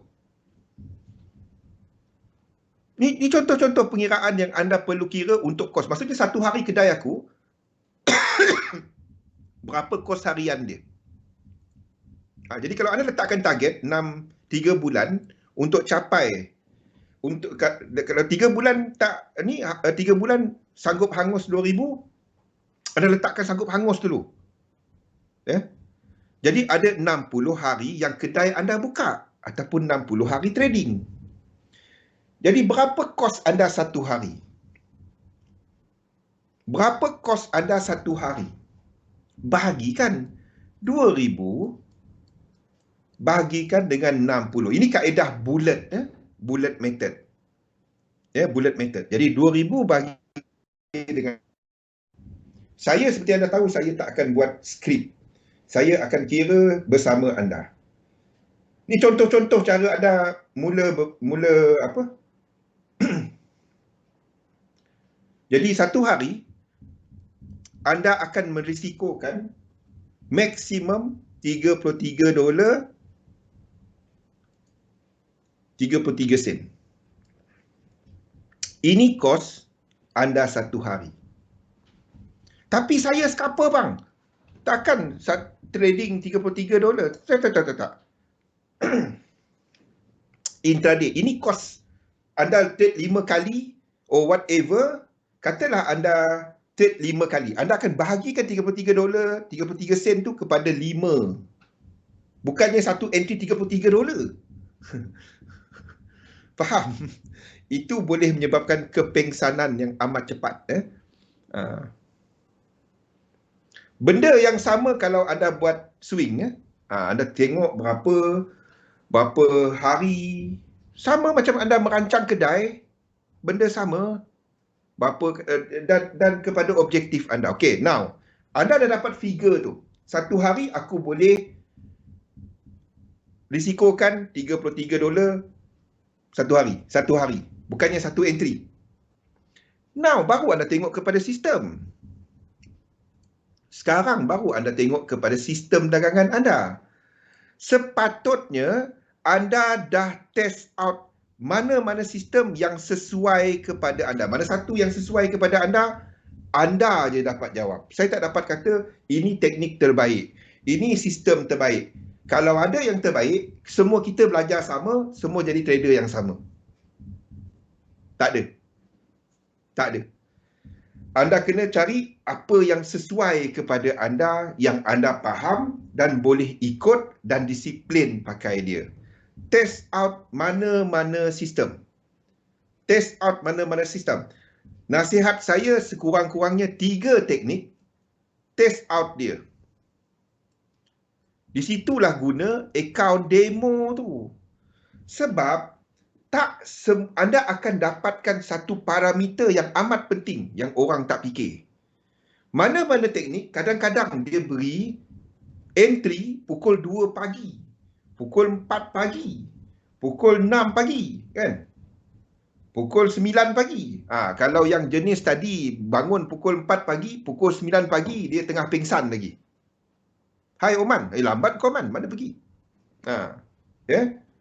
Jadi anda kena tengok tradable setup dia. Katalah kita cerita pasal intraday. Jadi intraday 1, intraday 2, intraday 3. Test out dia. Ingat, apa pesanan saya awal dalam sesi awal tadi? 3 bulan anda buat kepercayaan. Sambil tu ada buat yang demo account ni, 3 bulan. Kalau anda seorang yang shorter term, ini adalah benda yang anda boleh buat sekali seumur hidup untuk anda pakai seumur hidup. Faham tak? Sekali seumur hidup. Jangan buat mistake saya, jangan buat kesilapan saya. Yes, yang pertama dulu, dapatkan tradable setup dia. Berapa banyak setup dia yang anda boleh trade? Terutamanya bagi mereka yang menggunakan sistem shorter term. Tradable setup ni, mungkin teknik tu beri setup pukul 4 pagi.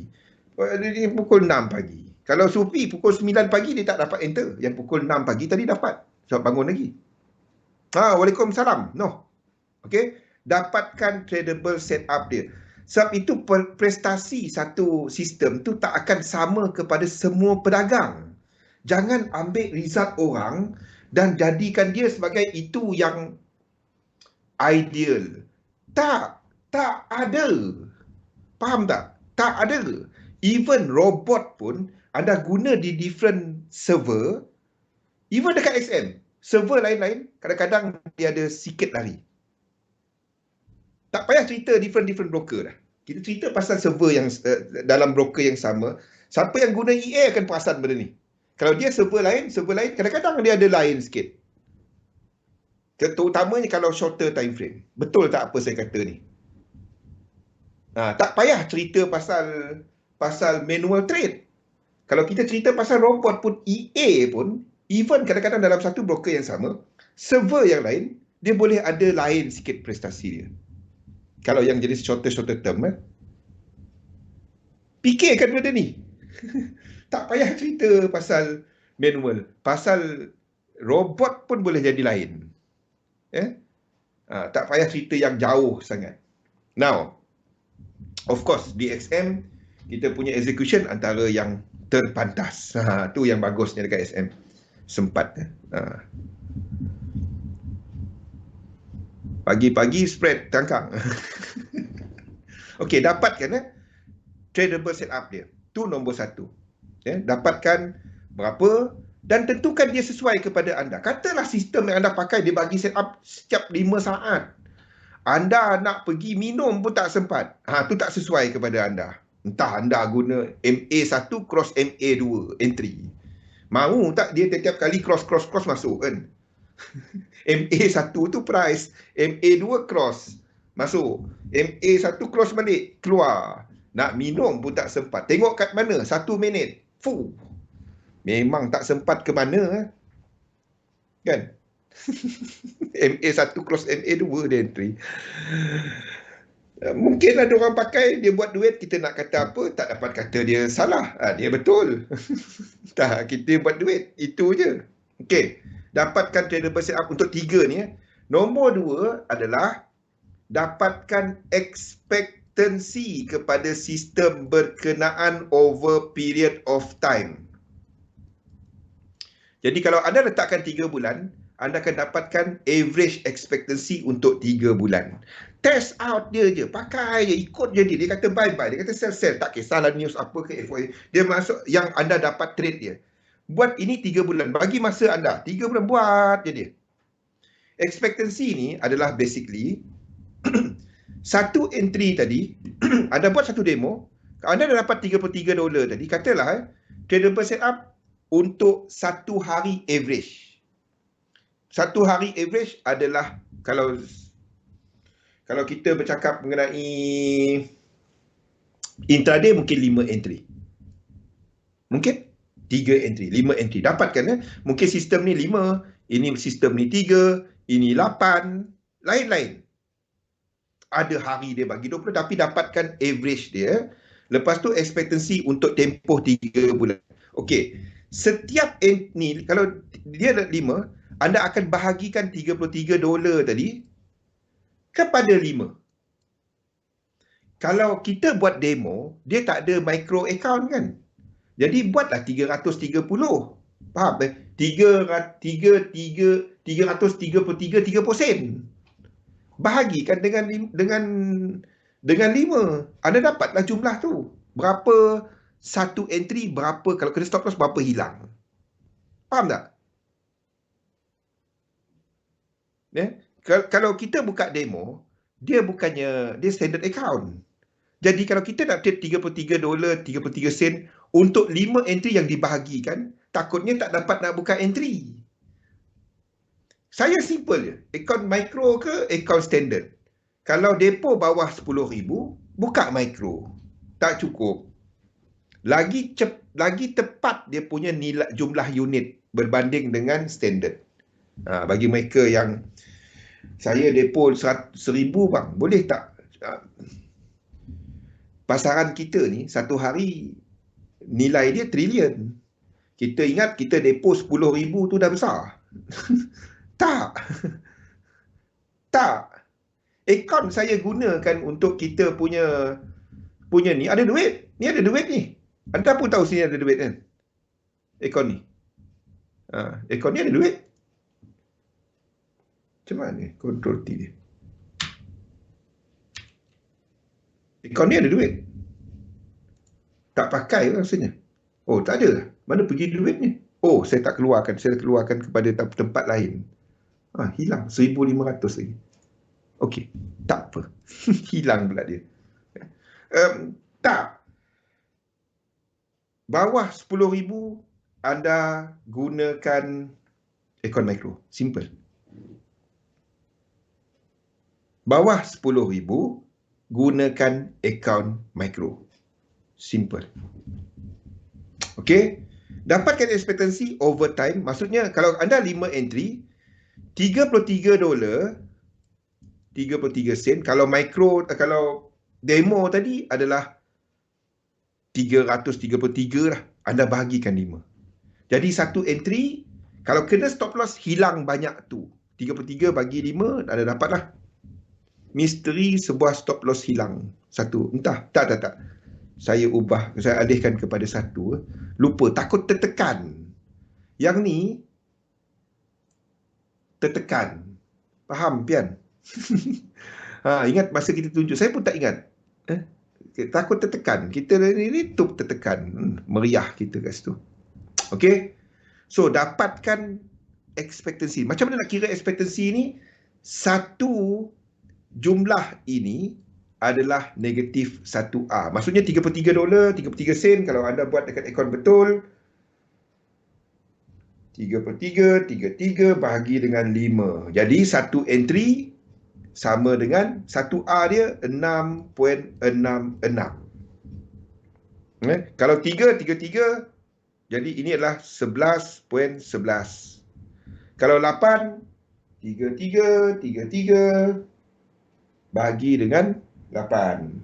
Dapat 4.17. Kalau kena stop loss. Okay, kalau kena stop loss, anda akan hilang banyak ni. Itu 1A anda. Itu 1A anda. Jadi anda trade setiap hari, buat dia kat demo, dapatkan selama 3 bulan. Berapa satu entry punya return? Satu entry punya return berapa? Dapatkan benda tu. Jadi bila anda dapat berapa pulangan per entry yang anda buat, anda tahu benda tu buat duit atau tak? Dan adakah dia memberikan apa yang anda nak? Faham? Dapatkan benda tu. Ekspektasi untuk sistem anda. Simple je. Anda tak dapat ekspektasi untuk sistem anda, jangan guna. Soalan saya yang biasa bila saya try out satu sistem adalah berapa ekspektasi sistem tu? Akan dapat ekspektasi yang sama biarpun menggunakan sistem yang sama. Kenapa? Because of tradable setup. Sebab itu jangan percaya orang punya performance. Anda percaya kepada performance kepada satu sistem yang anda pakai sendiri. Tak, bagi 5 ti jumlah entry. Ni tadi adalah setup anda. Teknik tu setup yang anda dapat trade kan, Oman. Dia bagi berapa kali setup? Dia mungkin 8 kali. Tapi daripada 8 kali, 5 kali je dapat trade. Sebab anda bangun tidur pada waktu tu. Ataupun anda letakkan alert dan anda tengok dan dapat masuk entry tu. Mungkin teknik tu bagi 20 kali entry, tapi sekali anda kerja, anda cuma tengok time pukul berapa je anda tengok chart. Faham tak, Oman? Sebab itu tradable setup. Bahasa dia tradable setup. Bukannya setup. Anda tak dapat nak trade semua setup dia kan. Dan mungkin pair dia lain-lain. Jadi anda kena tengok berapa tradable. Yang kalau ada teknik tu, anda tengok chart dan anda buat analisa seperti biasa, berapa kali anda dapat trade. Tu dalam erti kata lain lah. Buat dia untuk tempoh 3 bulan. Test out benda-benda ni. Buat dia. Ya, jangan letak duit dulu. Jangan letak duit dulu. Selagi anda tak dapat ekspektasi untuk satu sistem tu, anda tak letak duit. So, anda tak tahu satu trade dapat berapa. Bila anda tahu average sistem tu dapat berapa, anda tak kisah anda rugi atau anda untung. Anda cuma ikut je dia. Dia kata entry lah. Dia kata loss. Dia kata untung lah. Dia tak ada benda yang wow aku kaya, wow aku miskin. Tak ada. Sistem ni average dia dapat berapa. Selagi dia dapat banyak tu, anda pakai dia. Dan antara 3 ni masa tu bagus. Mungkin anda tengok 8 kali ni banyak dan lagi banyak entry, lagi banyak dapat. Tak semestinya. Dia bergantung kepada ekspektasi. Kalau ekspektasi kat sini adalah 0.5. Sini adalah 0.8.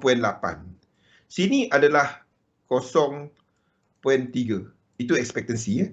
Maksudnya anda letak $1, $1 anda dapat 3%. Anda letak $1, anda dapat 5%. Anda letak $33, anda dapat 0.5, separuh daripada jumlah ni. Faham? Itu 1R. Ini adalah kepada 1R dia. Berapa average R dia? Berapa average R dia? Ya? Ada tak dalam slide ni? Kita advance sikit sebenarnya. Ni. Rekodkan benda-benda ni. Position 1, position 2, dapatkan keputusan dia. Lepas tu, dapatkan overall multiple dia, jumlah dia, over time. Bahagikan kali anda entry. Dan anda dapat. Boleh? Okay. Anda dah dapat satu sistem performance. Anda tentukan mana satu yang sesuai kepada anda. Bila anda dah dapat benda tu, bila anda dah dapat mana satu yang sesuai, mana satu yang anda senang nak trade, simple aku nak faham, aku nak pakai pun senang, dan tradable setup dia pun kena kepada time aku, ekspektasi dia pun okey. Dan anda dah dapat, sebab ramai trader dah ada pun benda-benda ni, teknik anda dah ada. Cumanya nak susun dia. Now, anda dapat benda-benda ni, anda tentukan perbezaan anda punya duit yang dapat bergantung kepada berapa banyak anda trade. Berapa banyak duit yang anda letak per entry tau. Bukannya kepada lagi banyak entry, lagi banyak untung. Anda cuma ikut je sistem tu. Sistem tu tradable setup dia 5. Anda tahu biasanya 5 kali. Ada 6, ada 4. Anda tak pergi push. Tak ada entry langsung kan ni. Tak adalah nak buat macam mana. Tapi kita tahu dia biasanya ada entry. Anda inside out. Baru guna. Ini tak tahu. Tengok orang, wah. Dia tukar kereta 15 kali. Pagi tadi dia tukar 15 kali. Pagi tadi banyak tak banyak duit dia. Belum bangun tidur dah 15 kali tukar kereta. Dahsyat. Ya. Dapatkan benda ni. Then anda dah dapat benda ni. Now, apa yang anda buat adalah anda create satu position sizing model. Ni adalah salah satu contoh position. Sharekan dia punya write up. Ini adalah write up dia. Core capital protection algoritma. Ni adalah kepada sistem ni. Okey, nanti saya letakkan dalam grup dekat Discord. Okey, penerangan yang ini. Penerangan kepada yang ini. Ada 3/3 sen tadi. Ini adalah kepada 0.25. Kalau katalah anda jumlah tu bergantung kepada anda. Kalau anda katakan sini tadi adalah 3/3 sen. Anda bahagikan dengan 10,000. 3/3. Itu satu hari punya A. Ini kaedah intraday. Anda bahagikan dengan 10,000. Itu adalah 0.0 itu adalah 0. berapa tu? 0.3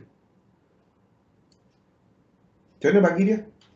3/3.33 bagi dengan 10,000.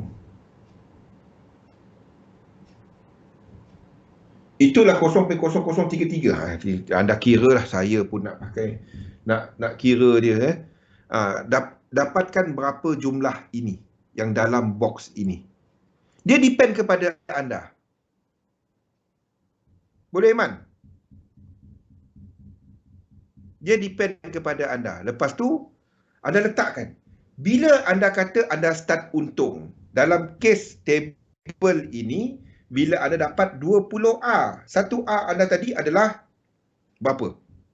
Kalau kita test tadi 6.66 or whatever, dan anda dapatkan berapa? Kalau dia 6.66 kali 20, itulah 133.20 sen. Baru anda start naikkan lot sizing. Maksudnya jumlah anda tadi, kalau kita katakan 0.033, anda doublekan kat sini, anda doublekan sini. Selepas certain prestasi. Bukannya trade satu tiba-tiba 10 kali entry, 6 tak cantik, 2 kali cantik, double lot size. Trading anda tak cantik. 5 minit lagi. Okey. Ni adalah untuk position sizing model. Remind saya untuk letakkan ini nanti piana, penerangan dia. Tapi penerangan ni dalam English tau. Penerangan ni semua dalam English. Ini dalam Confluence Teknik dahulu. Okey. Ni dalam yang Confluence Teknik dahulu. Macam mana anda nak mula besarkan lot sizing. Dan bila anda kurangkan bila prestasi tak cantik. Semua tu dalam write up tu. Yang kedua adalah kepada bagi mereka yang menggunakan, ada banyak. Anda risikokan 2%, anda nak buat 10%. Okey, letakkan ni semua dekat Excel ni, anda boleh tukar-tukar jumlah dia. Jadi berapa notional account anda, berapa start dia. Kalau anda tadi ada 200. Starting actual, balance ini adalah 10,000. Ni adalah 10,000. Okey. Berapa berapa yang anda nak risikokan, kirakan. Di sini semua dia punya ni. Everything, account, risk, value, reference, semua ni ada dalam ni. Anda cuma tukar jumlah sini je. Test out satu sistem dan letakkan. Ini adalah untuk kalau anda nak risikokan 2% dan anda sanggup nak try buat 10%. Ini adalah untuk 2.25. Anda cuba tukar dia punya ni je. Dia punya dia punya percentage je dalam formula dia. Tapi formula ni semua dah ada. Anda boleh tukar lah. Okey, nak habis masa. Dah pukul 7 dah. Dah pukul 8 dah. Saya kongsikan ni selepas ni. Selepas kita punya sesi ni. Saya kongsikan dalam Discord. Okey, baca dia punya penerangan. InsyaAllah besok, kalau ada soalan, tanya dalam sesi kita. Labur dalam satu sistem, dagangkan sistem anda. InsyaAllah kita jumpa lagi pada esok hari. Ambil Excel tu, tengok, baca-baca dahulu, test out dia, buat dekat demo dahulu, buatkan satu portfolio, bukannya trade depo saja. Bukan benda tu.